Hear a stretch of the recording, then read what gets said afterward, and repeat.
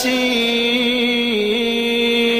والقرآن الحكيم إنك لمن المرسلين على صراط مستقيم تنزيل العزيز الرحيم لتنذر قوما ما أنذر آباؤهم فهم غافلون لقد حق القول على أكثرهم فهم لا يؤمنون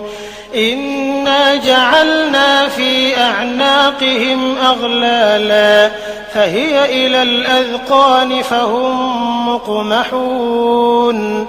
وجعلنا من بين أيديهم سدا ومن خلفهم سدا فأغشيناهم فهم لا يبصرون